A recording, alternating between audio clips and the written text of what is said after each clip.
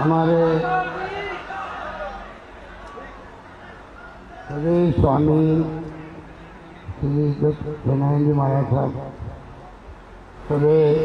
शिवाजी बाजी महाराज साहब, हीरापुरा जी महाराज साहब डूंगरी, मैन श्री दिनेश गिरी जी महाराज साहब, गोविंदा जी महाराज साहब, रामदास जी महाराज साहब, मनोज सोरेन जी महाराज साहब, रामपाल जी महाराज साहब, गोपालानंद जी, प्रकाश लाल जी, हेमंत लाल जी, हरिचंदा जी, वेदांती, रघुनाथ भारती जी महाराज साहब और आदरणीय रघुनाथ राजपुरी जी, हमारे प्रदेश कांग्रेस के अध्यक्ष श्री गोविंद दत्ता जी, गौ सेवा के मंत्री हमारे गोविंद प्रमोद जैन भाई साहब, हमारे राज्य मंत्री सुखराम बिश्नोई जी और गौ सेवा के बोर्ड के अध्यक्ष मेवाराम जैन साहब, उपाध्यक्ष सुमेर सिंह राजपुरी जी, तमाम उपस्थित संतगण, गणमान्य भाइयों और बहनों, नौजवान साथियों, मुझे आज बहुत प्रसन्नता हो रही है कि मुझे भी आने का इस हुंकार रैली में अवसर मिला। मुझे मालूम नहीं हुंकार रैली कल जब मुझसे मिलने आए रघुनाथ राज जी और संत महात्मा, तो मैंने कहा कि जब मैंने शुरुआत में 2013 के अंदर हिंदुस्तान भर में पहला राज्य राजस्थान है जहाँ पर उस वक्त मैंने गौशालाओं को अनुदान शुरू किया था 125 करोड़ से उस जमाने के अंदर, तो मैं कहा आपको तो खाली कहना ही था, मुझे हुंकार रैली की जरूरत क्यों पड़ी। तो कल तो मुझे उन्होंने जवाब दिया नहीं। अभी बताया माइक पे कि हम मुख्यमंत्री निवास पे आए थे, घंटों खोटी हुए, हमें अंदर नहीं जाने दिया, ज्ञापन नहीं जाने दिया, ये बात मुझे कल नहीं कही। और मुख्यमंत्री निवास हो या प्रधान निवास हो, उनके खुद के हाथ में कुछ नहीं होता। बाहर जो खड़े होते हैं वेबसाइट, वो खुद ही निपट लेते हैं, पता ही नहीं कौन आए, अपॉइंटमेंट है कि नहीं है, कई प्रॉब्लम आती है। मेरे कितने ही खाद मिलने वाले परिवार के लोग भी आएंगे बगैर इतना किए हुए, उनको नहीं मालूम ये कौन व्यक्ति आए हैं। मैं माफी चाहता हूँ कि आपको वहाँ इंतजार करना पड़ा बाहर हमारे घर के बाहर। रघुनाथ जी को मैं जानता हूँ, राजपुरी साहब को अभी भी देखा आपने, पूरी मैं समझता हूँ कि एक एक चीज उनके जानकारी के अंदर है, गौ माता के लिए, गौशालाओं के लिए, और पूरी रामायण कथा की तरह उन्होंने हर बात को बहुत विस्तार से बता दिया। अच्छा लगा मुझे कि कितने अपने आप को जीवन में समर्पित किए हुए हैं इस काम के लिए। और मैं आपको निवेदन करना चाहूँगा कि जब से मैंने राजनीति शुरू करी है तब से आप देखते हो राजस्थान में अकाल सूखे पड़ते रहे हैं सदियों से, और जोधपुर मेरा क्षेत्र रहा, संसदीय क्षेत्र रहा, जैसलमेर बाड़मेर हम लोग जाते रहे हैं। और जो अकाल पड़ता है तो खाली जो हमारे गांव वाले होते हैं उन पर तकलीफ नहीं आती है, गायों पे भी आता है। पीने का पानी मान लो मनुष्य को नहीं चाहिए तो गायों के लिए भी चाहिए। चारा होता नहीं है अकाल के अंदर, तो पंजाब से, यूपी से, महाराष्ट्र से, ये तमाम काम मैंने जिंदगी भर किए हैं। गाँव के बड़े बड़े कैंप लगवाए हैं, क्योंकि मैं 3 बार केंद्रीय मंत्री रहा हूँ, इंदिरा गांधी के साथ में, राजीव गांधी जी के साथ में, नरसिम्हा जी के साथ में। 3 बार मैं केंद्रीय मंत्री रहा हूँ, 5 बार मैं MP रहा हूँ, 5 बार, 3 बार मैं प्रदेश कांग्रेस अध्यक्ष रहा हूँ, और आपके आशीर्वाद से 3 बार मैं मुख्यमंत्री यहाँ बैठा हूँ प्रथम सेवक के रूप में।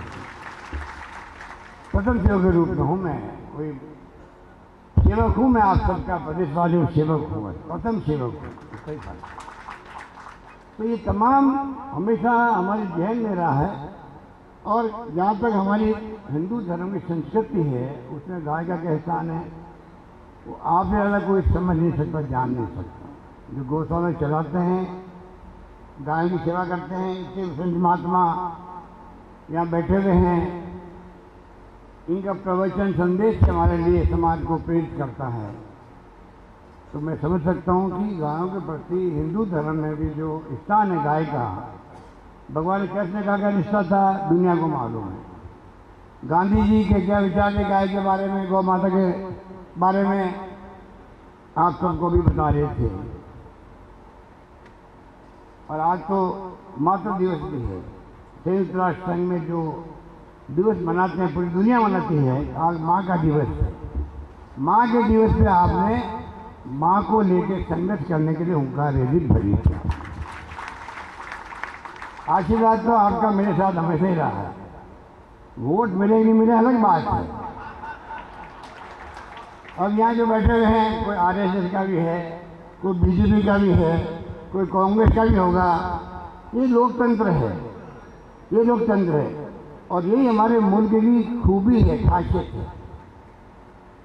जो हमारे महात्मा गांधी जैसे नेताओं ने, पंडित जवाहरलाल नेहरू थे, सरदार वल्लभ भाई पटेल थे, मौलाना अबुल कलाम आजाद थे, डॉक्टर अंबेडकर थे, जब संविधान बनाया ये छूट दी पूरे देश के लोगों को, अपना धर्म पालन करो।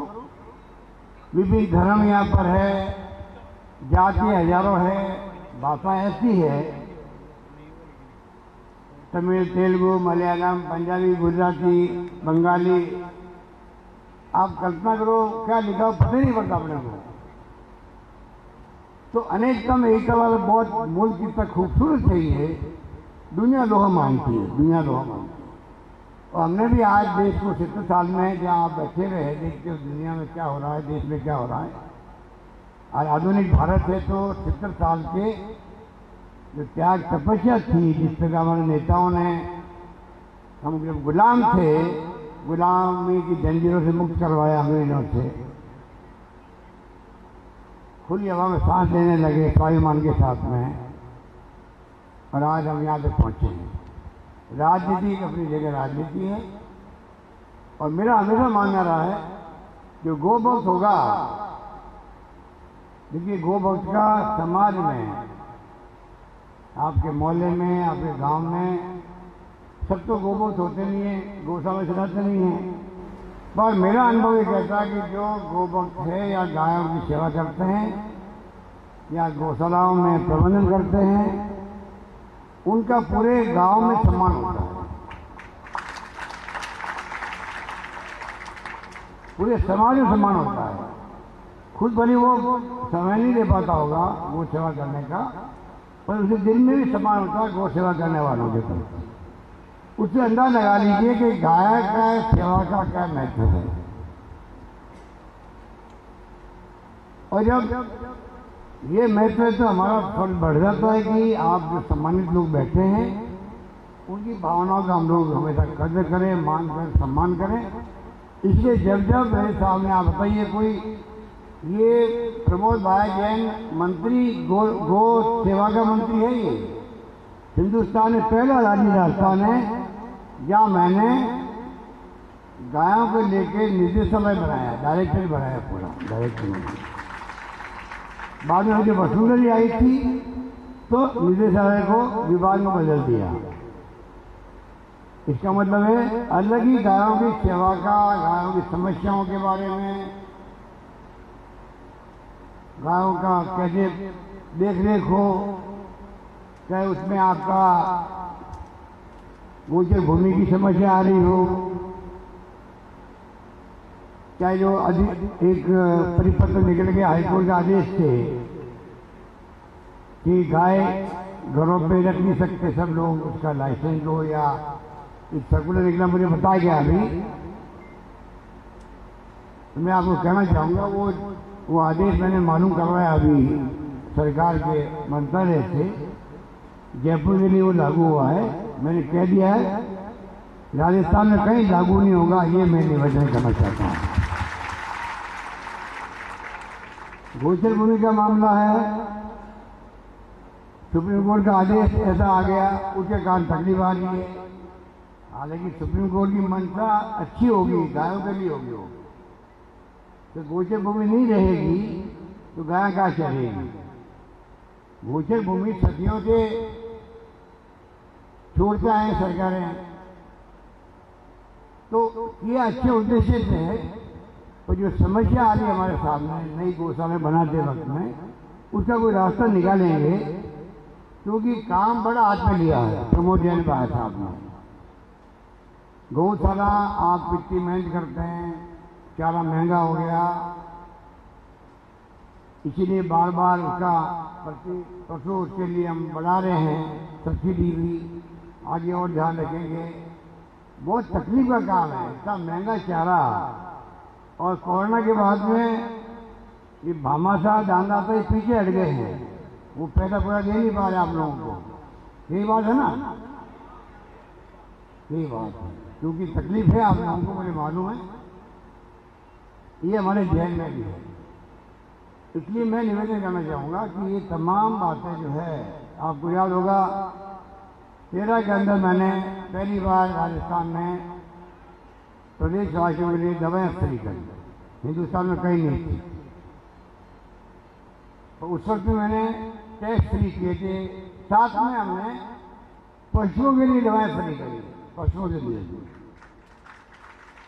कहीं हिंदुस्तान में नहीं हुआ। पशु मतलब क्या, गाय है, बैल है, उनको है ज्यादा, उनकी दवाएं फ्री करी पहली बार, पूरे देश में तारीफ हुई। इस बार हमने क्या किया है, पूरा इलाज फ्री कर दिया, हिंदुस्तान में कहीं है किया, पूरा इलाज फ्री है। पहले कोई बीमार पड़ता था, घर गिरवी रखो, गहने बेचो, क्योंकि हमारे यहाँ संस्कार अच्छे हैं हिंदुस्तान में, राजस्थान में माँ बाप बूढ़े भी हैं, कैंसर हो गया है, डॉक्टर कह रहे बचेंगे नहीं, तो ही हमारा इतने अच्छे संस्कार परंपराएं हैं। चाहे घर बेचना पड़े, गहना बेचना पड़े, बूढ़ा आदमी है 80 साल का, हम फिर भी उसकी सेवा करते हैं। भाई लाख रुपये 2 लाख खर्च करो, परवाह मत करो, कर देके मेरे माँ बाप बचने चाहिए, ऐसे ऐसे संस्कार हमारे यहाँ पर है। तो उस प्रदेश के अंदर कोई हार्ट का बाईपास है, 1 लाख 2 लाख मामूली बात, मामूली बात। तो आप सोच सकते हो कि इलाज इतना महंगा हो गया है, इलाज इतना महंगा हो गया है। किडनी ट्रांसप्लांट क्या नहीं है, आजकल तो लीवर ट्रांसप्लांट होता है, लाखों से कम तो बात ही नहीं है प्राइवेट अस्पताल के अंदर। आज जो मैंने फैसला किया है, हिंदुस्तान में कहीं है क्या, पूरा इलाज पहले 5 लाख का था, मैंने 10 लाख का, 10 लाख तक का पूरा इलाज आपका फ्री हो गया। एक मेरे को मिला व्यक्ति, कह रहा मैं मेरे गांव से आए थे, मेरे तो परिवार के थे, सीके बिरला का बड़ा हॉस्पिटल यहाँ पर है, इलाज वहाँ करवाया मैंने, बाईपास का हार्ट का, खाली मेरे 176 रुपये लगे, खाली टैक्स के, इलाज फ्री हुआ, फ्री हुआ। आईपीडी ओपीडी सरकारी अस्पताल के अंदर पूरा फ्री कर दिया गया। एक्सीडेंट का बीमा साथ कर दिया गया, कोई भगवान करे कोई एक्सीडेंट नहीं हो जाए तो 5 लाख रुपए उसको वहां भी मिलेंगे। ये बात मैं इसलिए कह रहा हूँ कि जो गो भक्त बैठे हैं यहाँ पर, मेरा बचपन से मानना आप लोगों के लिए, जो गो भक्त होगा वो प्रयास करेगा मैं सत्य के रास्ते पर चलूंगा, अहिंसा के रास्ते पर चलूं, अपरिग्रह रखूं, हिंसा में भाग नहीं लूं। ये गो भक्त जो होगा, मेरी धारणा है और मैं समझता हूं मैं सही होऊंगा, गो भक्त या साधु संत जो है वो नहीं चाहेगा कोई किसी की हत्या हो। और मैं वो व्यक्ति हूं जो कहीं मंदिर में जाता हूं या मस्जिद में जाऊं या और कहीं जगह जाऊं, गुरुद्वारा में जाऊं या छत में जाऊं, हम लोग तो राजनीति में जाना पड़ता सब जगह, पर मैं मेरी प्रार्थना एक ही करता हूं, और प्रार्थना ही करता हूं, ब्रह्मांड में जो प्राणी मात्र मानव मात्र है, ब्रह्मांड में मतलब पूरी दुनिया के अंदर, जो विनोद भावे ने कहा था जय जगत, पूरी जगत की जय हो। और हमारी संस्कृति कहती है, संस्कार कहता है वसुधैव कुटुंबकम, पूरी दुनिया एक परिवार की तरह है। तो मैं प्रार्थना करता हूं वहां पर पूरे दुनिया में, पूरे ब्रह्मांड में प्राणी मात्र और मानव मात्र का कल्याण होगा, ये मेरा प्रार्थना। ये मेरी प्रार्थना नहीं है कि मुझे भगवान ये बना दो, मुझे ये बना दो, उसको ये मत बनाओ, ये मैं काम नहीं करता। तो मेरा अपना तरीका है। तो आपके बारे में मेरी ओपिनियन, साधु संतों के बारे में मेरी ओपिनियन यही है, कोई साधु संत जो है वो दिल और दिमाग से, साधु बनना भी तो बड़ी बात है। आप समाज को, परिवार को छोड़ के आते हो और साधु के रूप में आप अपना जीवन व्यतीत करते हो, कितना कठिनाईपूर्ण, चुनौतीपूर्ण जीवन होता है, वो निभाना पड़ता है। मर्यादा लिखा साधु महात्मा ने, मर्यादा होती है साधु संतों की, निभाते हैं। तो वो हमेशा सत्य में चलना चाहेगा, अहिंसा की बात करेगा,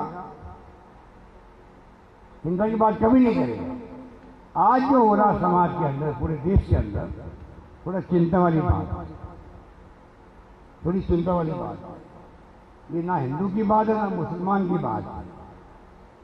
ये बात है कि हमारा मुल्क था, एक परिवार में भी, घर में भी एक झगड़े होते हैं भाई भतीजों के, भाइयों के, वो परिवार के ऊपर नहीं आ सकते। वही बात लागू होती गांव के लिए। गांव में कोई आपस में झगड़ते हैं, गांव में गुटबाजी होती है, तो गांव में पानी, बिजली, शिक्षा, सड़कों में तकलीफ आती है विकास के अंदर। वही बात लागू होती है प्रदेश के लिए, देश के लिए। और कोरोना आ गया, मुझे कहते घर एक आप सबका आशीर्वाद से सबसे शानदार काम में देश में हुआ तो राजस्थान के अंदर हुआ है। सबसे कम मृत्यु दर रही यहाँ पर, इलाज फ्री किए हम लोगों ने, 40-40 हज़ार की इंजेक्शन फ्री लगाए सबके, ऑक्सीजन टाइम पे दिलाई गई, संघर्ष करना पड़ा हमें। 3 मंत्री मैंने भेजा केंद्र में भी, कोई कमी नहीं रखी। पूरी दुनिया को हिला के रख दिया कोरोना ने, कितने लोग मर गए बेचारे। तो जब ये हालात देश दुनिया के हैं, हम क्यों नहीं आपस में अपना धर्म की पालना करें, जो हमें हर धर्म में शिक्षा देते हैं। अपने धर्म पे मुझे गर्व है। गांधी जी ने कहा मुझे गर्व है मैं हिंदू हूं। गांधी ने कहा, महात्मा गांधी ने, मुझे गर्व है मैं हिंदू हूं। मैं भी ये कहता हूं। क्या हम हिंदू नहीं है क्या? जो हम लोग राजनीति में हैं, कांग्रेस में हैं, हिंदू नहीं है क्या? और जिस तरह का डिवीजन किया जा रहा है, कांग्रेस तो मुसलमानों की तुष्टीकरण कर रही है, उनकी पार्टी बन गई है। उसे चुनाव जीत जाओ आप, अलग बात, चुनाव जीत भी गए हैं, पर लॉन्ग टर्म के अंदर, क्योंकि मैं साधु महात्माओं समझता हूँ वो दूरदृष्टि रखता है, आगे की पीढ़ियों की बात सोचता है। आने वाला फ्यूचर क्या होगा देश का, प्राणी माता का, मानव माता का, उसकी दृष्टि रखता है। वो कैसे सोच सकता है कि देश में हर वक्त तनाव रहे, हिंसा रहे, दंगे बढ़ गए? कभी नहीं सोच सकता है। ऐसा माहौल बन गया है, ऐसा माहौल बन गया कि चिंताजनक माहौल है। मेरे पास अभी राम मंदिर बन रहा है, उसके लिए पत्थर जाता है बरपुर से, तो मेरे पास 20 रुपये के लोग आए, तो इसका पत्थर जा रहा है और हमें कोई तकलीफ नहीं आनी चाहिए। मैं कहा कोई तकलीफ नहीं आएगी, एक काम करो कि आप भी चाहोगे कि पत्थर जो है लीगल ही जाए, अवैध रूप से नहीं जाए वहाँ पे, क्योंकि वो जो एरिया था वो फॉरेस्ट का अंदर था। तो कई लोग वहाँ पर इलीगल कर रहे हैं माइनिंग। मुझे राम मंदिर बने अगर हमारा सदियों के लिए, तो वो लीगली बनना चाहिए। उनको मेरी बात बहुत अच्छी लगी। दिल्ली जाके उन्होंने बात की होगी प्रधानमंत्री जी से, मंत्रियों से, और वो पत्थर जो है सारी फॉर्मेलिटी करके बाद उन्होंने वो जो फॉरेस्ट के एरिया थे उसको समाप्त कर दिया, और अब वो लीगली पत्थर जा रहा है मंदिर बनने के लिए। तो मुझे वो धन्यवाद देना आए थे, मुझे वो आए थे धन्यवाद देने के लिए कि आपने जो मुझे सलाह दी, वो अब हमारे पत्थर जो है आराम से आ रहा है, कोई तकलीफ नहीं आ रही है। इसी रूप में हमारे आरएसएस के लोग हैं, ये साल में एक बार जाते नेताओं के घरों में, क्या कोई पार्टी नेता हो, मिलने के लिए। साहब मिलने आ गए, अच्छी बात है। अभी मुस्लिम मिलने आए थे, हर साल एक आधी बार आते हैं, तो बातें अच्छी होती हैं। मैंने कहा भाई एक बात करो, मेरा संदेश दो मोहन भागवत जी को और प्रधानमंत्री नरेंद्र मोदी जी को, और सब मंजूर हमें। हमारी कोई दुश्मनी नहीं है, ना RSS से है ना BJP से है, और दुश्मनी होनी भी नहीं चाहिए आपस के अंदर। खाली आप एक काम करो, हिंसा किसी भी रूप में बर्दाश्त नहीं हो। हिंसा ऐसी चीज होती है जो महात्मा गांधी ने भी कहा था कि हिंसा का जवाब हिंसा नहीं हो सकता कभी, फिर वो कभी रुकेगी नहीं। जैसे उनका कहना था, अगर एक आंख कोई फोड़े किसी की, एक आंख के बदले वहां पर एक आंख फोड़ने का तय कोई कर ले तो पूरा विश्व अंधा हो जाएगा। हिंसा का मतलब है कि हिंसा को कोई स्वीकार नहीं करे, और जो राज में है उनको एक समय कंडेम करना चाहिए, चाहे कोई पार्टी का आदमी हो, किसी जाति का हो, किसी धर्म का हो। हिंसा करेगा उसको समाज कंडेम करेगा, निंदा करेगा। ये तो हमारा पहला धर्म होना चाहिए। अगर नहीं करेंगे हम लोग जो राजनीति में हैं, MLA बन जाए, MP बन जाए, मंत्री, मुख्यमंत्री, प्रधानमंत्री बन जाए, तो लोगों में गलतफहमी होती है। तो मैंने कहा एक मेरा संदेश देना प्रधानमंत्री जी को और मोहन भागवत जी को, कोई एक संदेश आप दो देशवासियों को। तो भाई बाकी सब मंजूर है, अपने अपने बात करो पार्टी की, पर हिंसा कोई बर्दाश्त नहीं करेगा, हिंसा कोई करेगा नहीं, बर्दाश्त नहीं करेगी सरकारें। ये मैंने उनको कहा था। मैं आपको निवेदन करना चाहता हूँ, ये जमात जो बैठी हुई है, ये जमात कोई मामूली जमात नहीं है, संख्या बड़ी 4-5 हज़ार हो गई है, पर ये जमात वो है जिनके लिए मैंने कहा समाज में सम्मानित जमात ये है जो यहाँ बैठी हुई है।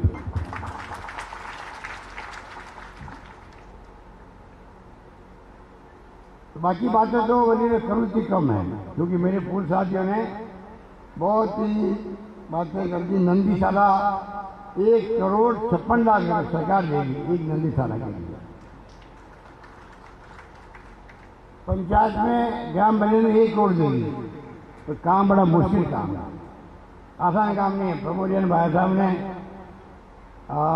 हमारे फाइनेंस सेक्रेटरी से बात करी, मुझसे बात करी, हमने ओके कर दिया, फाइल पे सब कुछ कर दिया, पर ये काम बहुत कठिन काम भी है। इस समाज भी कितना आगे आएगा। अब यूपी चुनाव थे तो आपको मालूम है आवारा पशुओं को लेके एक इश्यू बन गया यहाँ की सरकार के खिलाफ में। आवारा पशु देखा आपने, टीवी में आता था, आवारा पशु बहुत है यूपी के अंदर, और सरकार के खिलाफ इश्यू बना हुआ था। पता नहीं कोई उन्होंने सब फैसला किया जिससे कि पता नहीं क्या हुआ, पर कोई इश्यू बना हुआ था। अपन चाहते नंदीशाला अच्छी बने, सरकार पूरी मदद करेगी, और जो समाज के लोग हैं उनकी भी क्षमा होती है। कब तक आगे वो इस काम को हाथ में ले पाएंगे? 10% या जो भी शर्त है, कुछ शर्तें ऐसी है तो मुझे यार कोई भी कहे थे कि शर्तों हटवा भी देंगे उनको, कोई दिक्कत तो नहीं है। जो सरकार खड़ी है आपके साथ में, तो आप निश्चिंत रहो कि जो आप सुझाव दोगे उन सुझावों को हमें मानने में कोई दिक्कत नहीं आएगी, हम मानेंगे।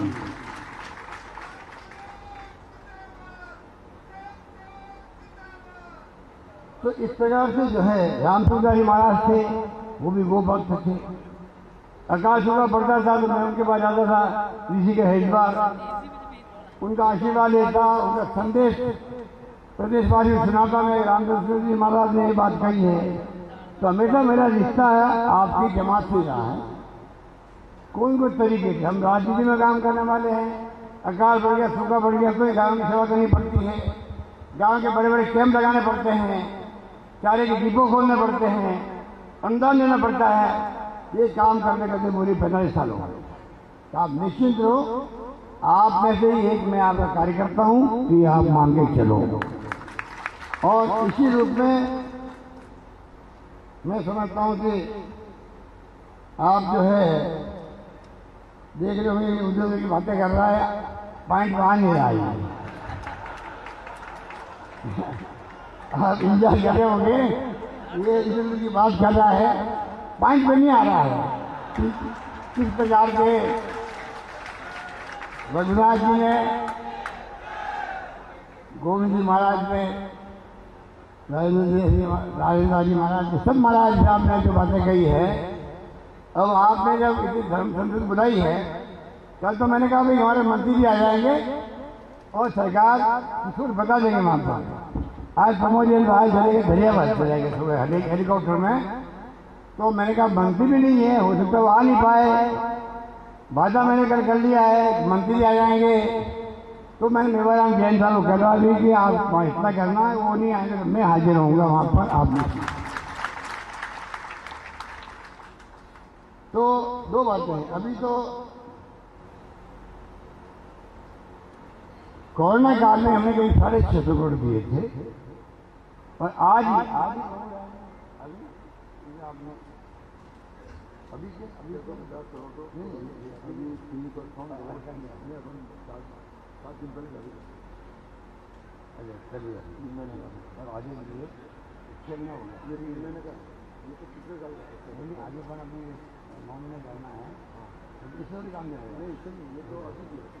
ठीक है। अभी जो है प्रमोद जैन बात बता रहे हैं कि कोरोना काल में 650 करोड़ दिए थे, 358 करोड़ दिए अभी 5-7 दिन पहले। अब मैं घोषणा करता हूँ, अब आपको 9 महीने के लिए अनुदान मिलेगा।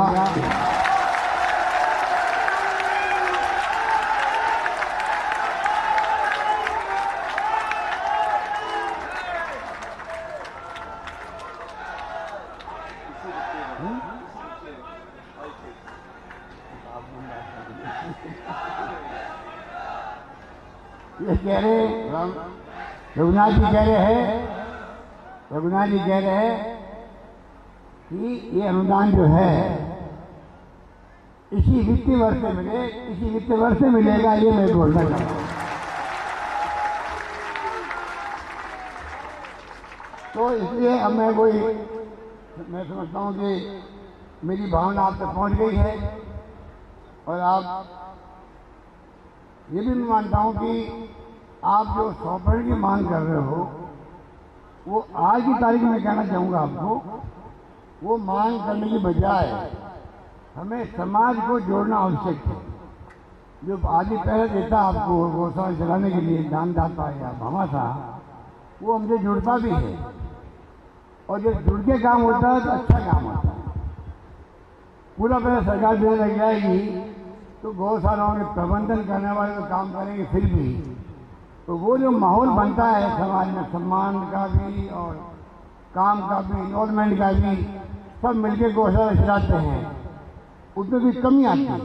मेरा मानना है कुछ अंश तो समाज से हमें लेना ही चाहिए, मांगना चाहिए और मांगने में शर्म ही नहीं आनी चाहिए। इसके लिए मैं आपको एक एग्जाम्पल देकर अपनी बात करना चाह रहा हूँ। क्या जो है, मैं जब पहली बार मुख्यमंत्री बना था 22 साल पहले, 24 साल पहले, 98 में बना था, 24 साल पहले मुख्यमंत्री बना। उस पर 4 रिकॉर्ड बढ़ गए थे, आपको याद होगा, 4 रिकॉर्ड लगातार बढ़ गए थे, आप मेरे कई लोग मालूम है।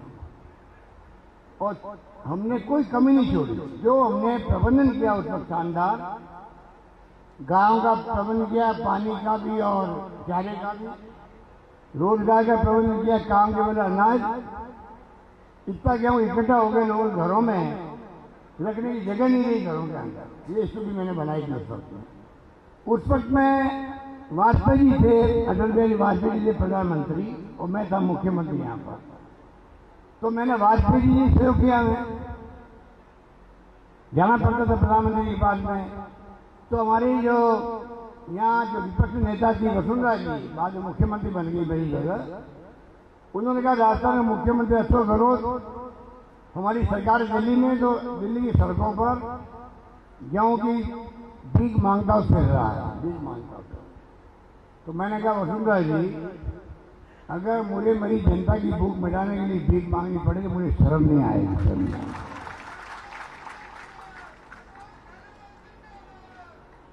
उन्होंने कहा लोग भूख से मरेंगे, इतना भयंकर काल पड़ गए हैं। मैंने एक पंचायत में निवेदन कर दी, गांव में हर सरकारी कर्मचारी को मैंने कह दिया भाई आप कुछ संकोच में गेहूं नहीं मांगे, गांव में हर परिवार के सर्वे करते रहो। संकोच में नहीं मांगे तो भी हर गांव में मैं बोली रखवा दी गेहूं की, उस घर क्यों पहुंचाओ। कोई भूखा नहीं सोना चाहिए, जो मैंने अभी कहा था कोरोना के अंदर कोई भूखा नहीं सोएगा।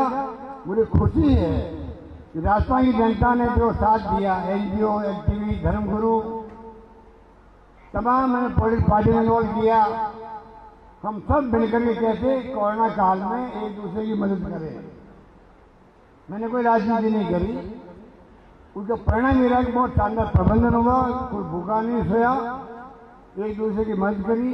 हमने भी, सरकार ने भी 15,500 रुपये खाते में डाले लोगों के जो गरीब थे। सर्वे करवाया मैंने खुद ने, 5 बार मैंने 1,000, एक बार 1,500 रुपये भेजे मैंने, तो कोई कमी नहीं रखी हम लोगों ने। इसलिए मैं कहना चाहता हूँ, आप गौशाला चलाने वाले लोगों से मैं निवेदन करना चाहूँगा, थोड़ा अंश आप समाज के भामाशाहों के दानदाताओं संभव रहें। बाकी सरकार आपके साथ खड़ी है, आप निश्चित रहो। यही बात करता हूँ, अपनी बात समाप्त करता हूँ। धन्यवाद।